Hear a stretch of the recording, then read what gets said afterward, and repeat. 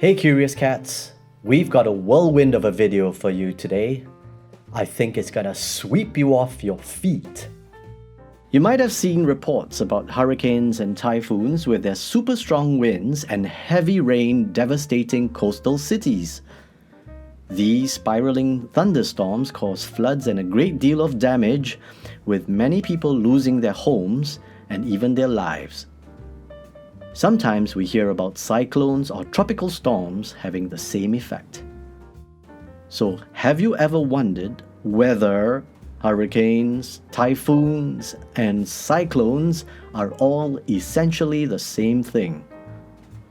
Well, the answer is yes and no. All of them are rapid rotating storm systems that are scientifically known as tropical cyclones. They form when warm, moist air over the tropical waters around the equator rises up to create a system of storm clouds.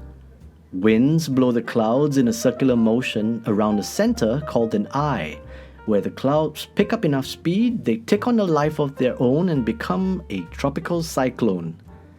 Tropical cyclones can grow to be as large as 200 miles or 320 kilometers in diameter. So large that they are visible from space. These tropical storms spin counterclockwise in the northern hemisphere and clockwise in the southern hemisphere.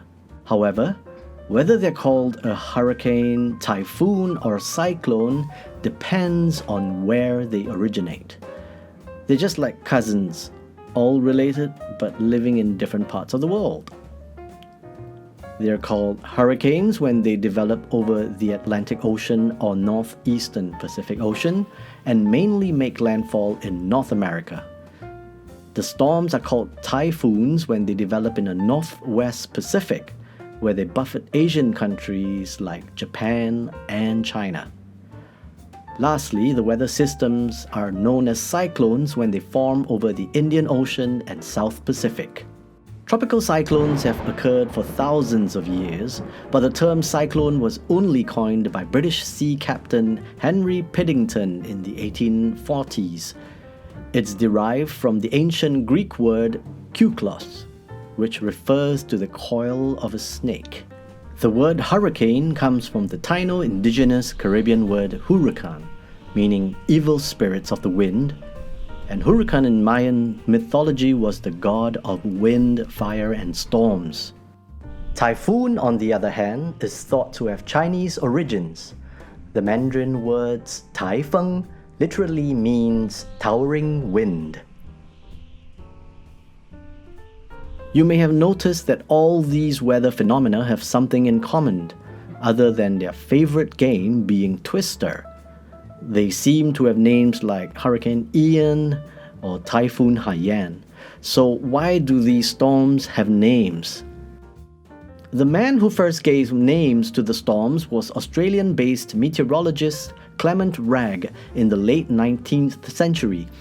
You could say he had his eye on them. He started with the letters of the Greek alphabet, then drew from Greek and Roman mythology, and progressed to feminine names.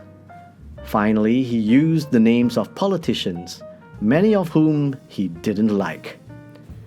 I suppose he felt these politicians were like storms, making a nuisance of themselves.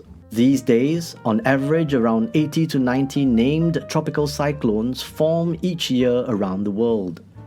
Over half of these storms develop winds of 65 knots. You could say they are the reigning champions of the world. At the center, the eye of the storm is an oasis of calm with skies clear of clouds, rain, and wind. However, there is rain and wind swirling all around the eye. This is why you may have heard the phrase, the eye of the storm, used when you're neck deep in a difficult situation as you watch everything whirled around you. So now you know, the next time a friend mentions a hurricane or typhoon, you can tell them all about tropical cyclones. Stay curious, cats. Till the next video, keep your feet on the ground and the wind in your sails.